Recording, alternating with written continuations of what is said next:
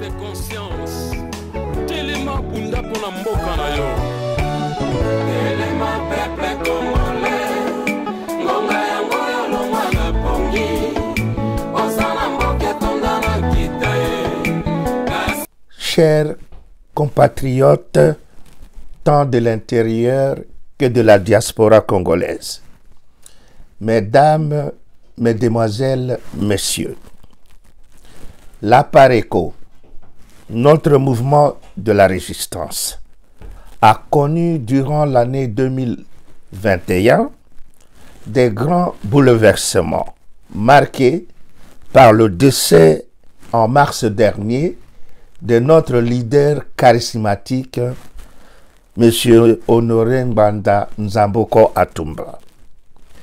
Malgré cette lourde perte, la PARECO réaffirme sa détermination de survivre et de poursuivre sans répit le combat jusqu'à atteindre son but de libération de notre pays. Ainsi, à l'aurore de l'an 2021 et à l'aube de l'an 2022, je voudrais m'adresser à nous, tout le peuple congolais en général, et à la diaspora congolaise en particulier, au regard des enjeux détrimentaux qui rongent notre mère patrie, la RDC, la terre de nos ancêtres. Et en guise d'introduction, je voudrais d'abord, au nom de la PARECO, faire mon analyse sur le discours sur l'état de la nation prononcé le 13 décembre 2021 par le chef de l'État devant le Parlement réuni en congrès et sur sa récente adresse en visite au Grand Kassai. Ensuite,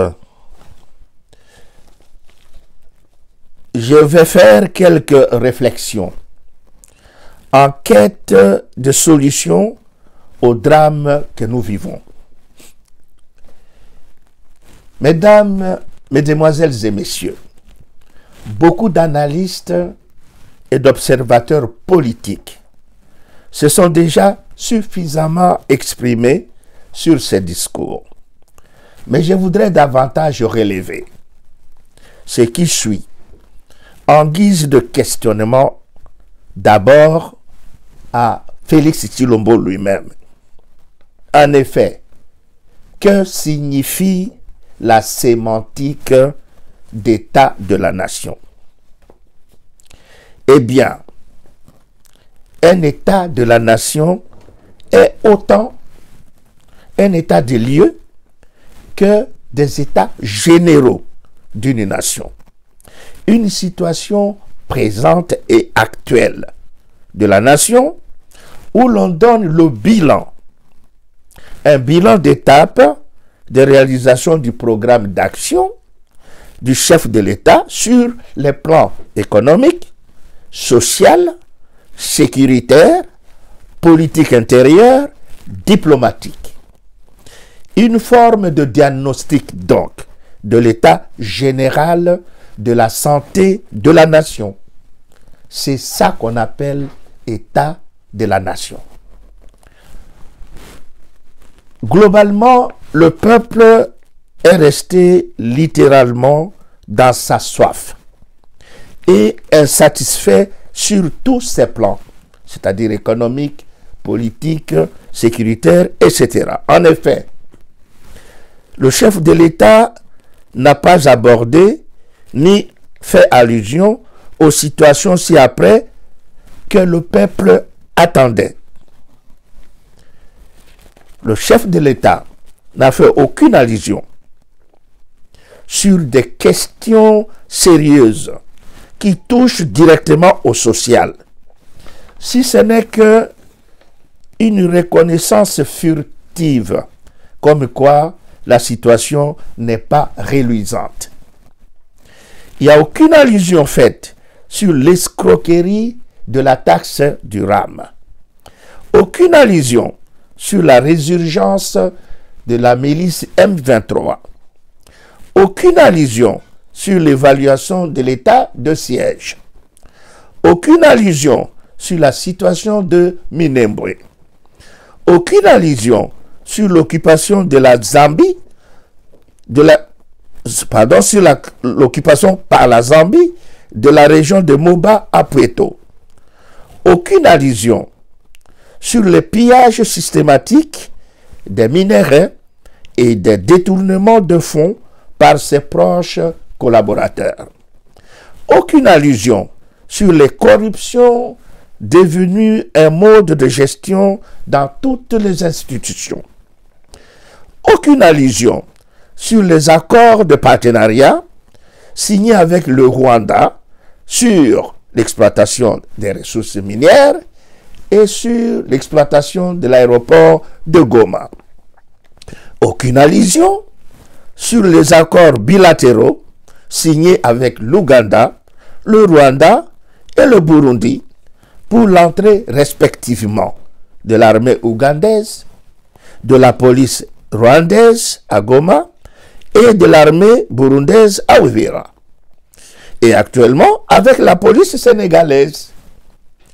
Aussi, aucune ratification préalable n'a été réalisée par le Parlement avant l'application de tous ces accords, les rendant ainsi tous inconstitutionnels.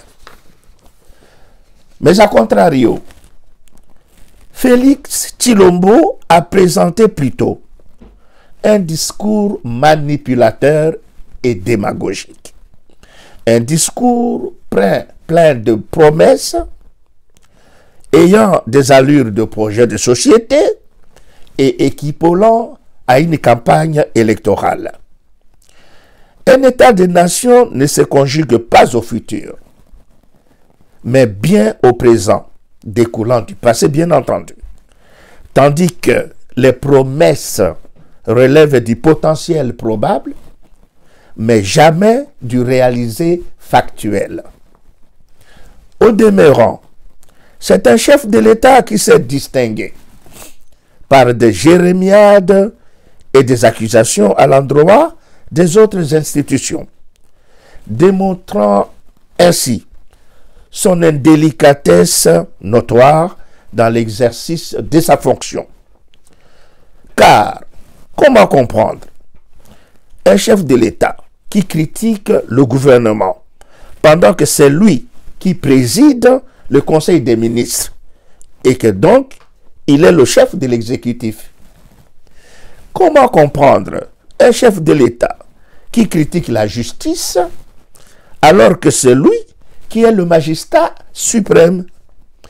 Comment comprendre un chef de l'État qui critique le Parlement pendant que c'est bien lui qui est le garant constitutionnel de toutes les institutions? Bref, un chef de l'État ne se plaint pas. Un chef de l'État corrige et améliore le passif du prédécesseur pour faire progresser l'état de la nation. Enfin, Félix Tshilombo a davantage démontré qu'il ne court pas pour les intérêts du peuple congolais, mais que nous sommes, mais bien pour les intérêts de ceux qui l'ont mis au pouvoir. En effet, il exécute parfaitement, à la lettre, sa mission de balkanisateur et de liquidateur de l'Est de notre pays en appliquant bel et bien les 3 accords subséquents que voici, de l'Émirat, d'Addis Abeba et de Nairobi. Ces 3 accords, quand vous les lisez, il y a une ligne qui les lie du début à la fin en faveur des étrangers, mais en défaveur de notre pays.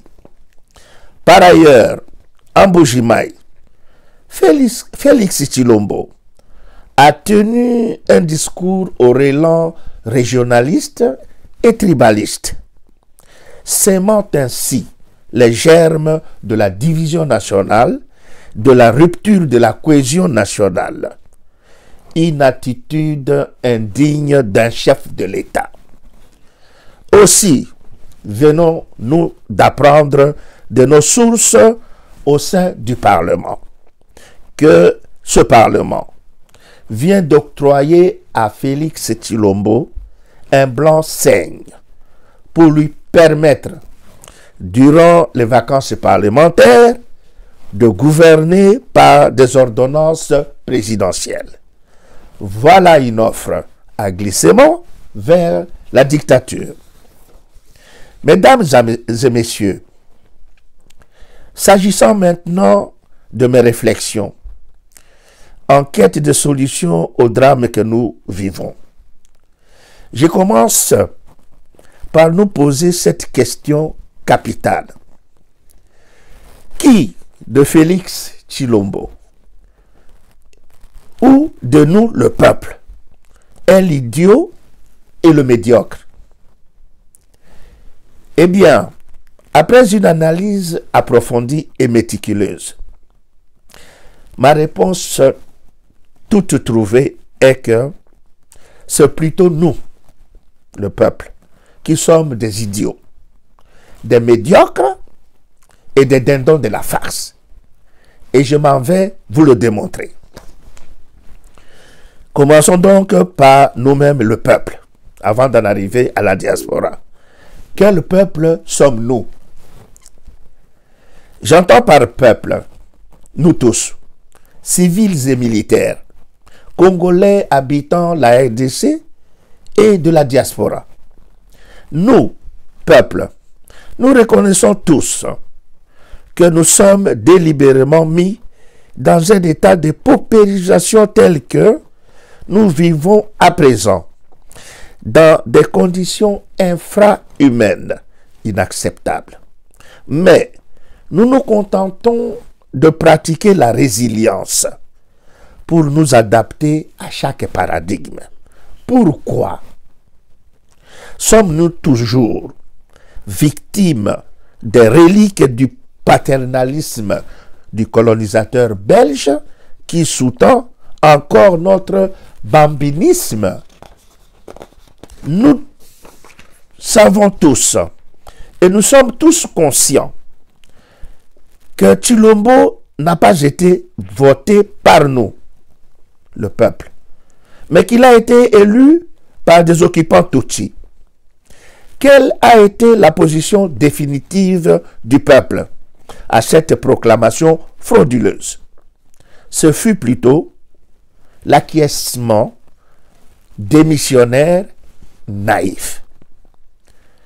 Tshilombo, maintenant au pouvoir, se distingue ostentatoirement par des hautes trahisons avérées de la souveraineté de la patrie et par la violation fréquente de la Constitution, spécialement par des signatures des accords non ratifiés par le Parlement contre la sécurité du pays avec des pays voisins agresseurs, donc avec des pyromanes d'hier qui deviennent aujourd'hui des sapeurs-pompiers. Qu'a fait le peuple, même à travers ses représentants au Parlement? Rien. Mais pourquoi? Parce que nous sommes irresponsables et quelque peu insouciants. Aussi, après 3 cycles électoraux, il appelle systématiquement que c'est le peuple qui vote, mais chaque fois, ce n'est pas lui qui élit son président. Nous avons les exemples de 2006, où le peuple a voté Bemba, mais c'est Joseph Kabila qui a été élu. En 2011, le peuple a élu Étienne Tshisekedi, mais c'est encore Joseph Kabila qui a été élu. En 2018, c'est Fayulu qui a été voté par le peuple, mais c'est Tshilombo qui a été élu par les Tutsis. quelles ont été les positions du peuple. Et ce, malgré les clins d'œil faits par les positions de la Cinco. Souvenez-vous de la réaction de Monseigneur Echou en 2006 et de la réaction ou de la position de Monseigneur Monsengo en 2018. Ces positions de la Cinco ou ces clins d'œil de la Cinco étaient en soi une invitation au peuple d'être capitalisé, mais malheureusement, ce fut hélas l'indifférence totale. Aucune revendication conséquente. Aujourd'hui encore, Tshilombo a planté tout le décor avec sa CENI et sa Cour constitutionnelle, pour ne citer que ces deux institutions, pour être frauduleusement élu en 2023. Mais apparemment, malgré le vote sanction prévisible contre lui, nous, le peuple, nous voulons encore tenter un 4e cycle électoral en 2023 en espérant que cette fois-ci sera la bonne. C'est vraiment de la folie, comme dirait Einstein, que faire la même chose et espérer un résultat différent est une folie. C'est donc nous, le peuple, qui sommes des fous. Mais à tout prendre, comme tout le monde le sait et le dit, Tshilombo est considéré comme Mwanamboka, fils du pays donc. Et il se pourrait qu'il se comporte en malin et demi. Et ce qu'il fait, il le fait tout à fait sciemment et expressément, en jouant sa partition afin qu'il soit très haï, de sorte qu'il soit alors vite chassé. Et dans la foulée, avec lui, les occupants Tutsi par le peuple. Pourquoi alors ce peuple ne joue-t-il pas sa partition afin de le chasser? Ne sommes-nous pas là des complices? Et donc simplement stupides en le laissant jouer à ces jeux et ne jamais réagir. Il nous faut absolument stopper ce Tshilombo. Enfin, quel genre de peuple finalement sommes-nous?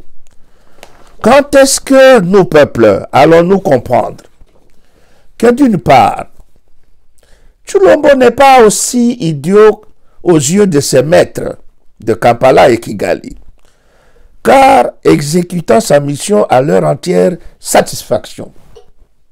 Et d'autre part, il a fait sonner le glas de la balkanisation de l'Est et de la liquidation de notre pays, et qu'il faille à tout prix nous soulever comme un seul homme pour barrer la route à l'ennemi de notre pays. Au demeurant, le temps n'est-il pas opportun d'inviter le peuple congolais à la désobéissance civique aux fins de réclamation de remboursement de la taxe indue durable, par le refus de paiement, par exemple, des factures d'eau, d'électricité, des transports publics, Transco, etc. Et ce, jusqu'à apurement de ce que l'État lui doit. Mesdames, mesdemoiselles et messieurs, je voudrais à présent parler de nous, la diaspora. La diaspora, c'est elle qui détient la clé du soulèvement ou de la révolution populaire comme solution idoine du problème. En effet, c'est la diaspora qui fournit de l'aide sociale et maîtrise mieux les enjeux pour influer sur les décisions de leur famille restée au pays. Il vous souviendra que durant tout le règne du président Mobutu, l'aide diaspora congolaise était insignifiante. Et comme l'avouait le président Mobutu lui-même, et qu'il avait réussi dans tous les autres domaines tels politique, économique, diplomatique, sécuritaire, mais qu'il avait échoué dans le domaine du social. Une situation qui l'avait finalement conduit à la chute de son régime. Mais depuis les régimes successifs, la diaspora congolaise sert, par son soutien financier aux familles restées en RDC, de solides béquilles sociales à tous les gouvernements, au point de devenir pratiquement le soutien complice de ces régimes. Car de tout temps, c'est la diaspora qui résout tous les problèmes sociaux en prenant en charge ce peuple, épargnant ainsi le pouvoir de cette obligation. Au fait, les statistiques mondiales des transferts financiers réalisés à travers des agences telles Western Union, MoneyGram, Money Transfer, RIA, etc. envers la RDC, sous forme d'aide familiale, donnent, bon an, mal an, des chiffres allant de 2 à 3 milliards de dollars par an. La Banque centrale du Congo, comme toute institution monétaire nationale au monde, connaît bel et bien cet état du flux financier à l'import en RDC. Et au regard des budgets de recettes annuelles de l'État, la diaspora intervient pratiquement pour le tiers du budget national, soit à hauteur d'au moins 30% du budget de l'État. Ce soutien capital de la diaspora au social des familles en RDC est à la base de la résilience que fait montre le peuple face à un État incapacitaire de pourvoir à ses besoins. En effet, l'aide de la diaspora congolaise couvre tous les besoins sociaux allant de la maternité, des naissances, de la scolarité, des soins de santé, des mariages, des décès et des inhumations des membres de famille. Mais il est de noter que la diaspora sans les compatriotes de l'intérieur du pays ne saurait jamais réaliser en solo la révolution ou le soulèvement populaire. Alors, comment emmener ce peuple de l'intérieur à réaliser cette révolution ou soulèvement populaire? That's the question. L'histoire nous enseigne que c'est la précarité du social d'un peuple paupérisé, humilié, esclavagé, qui sonne le glas d'un soulèvement. Pour ce faire, j'en appelle à nous tous de la diaspora congolaise, y compris tous les citoyens du monde de nationalité étrangère, mais d'origine congolaise, de nous faire tous violence et qu'il est temps, à présent, de décréter une trêve trimestrielle renouvelable de transfert de fonds en faveur de nos familles en RDC, dans l'unique but de provoquer ce peuple à se soulever contre ce pouvoir. Je sais que c'est moralement difficile, mais ce n'est pas impossible.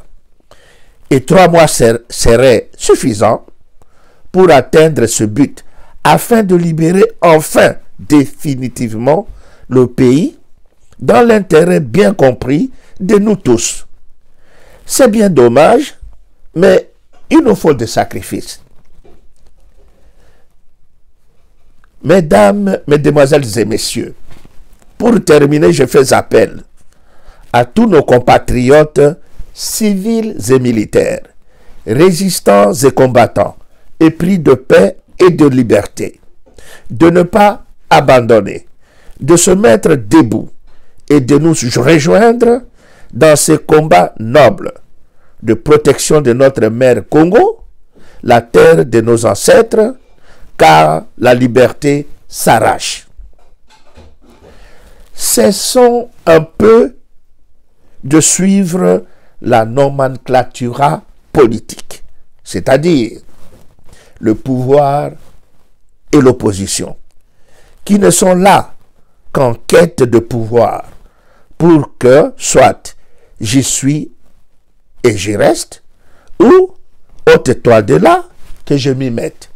C'est le jeu classique du pouvoir et de l'opposition.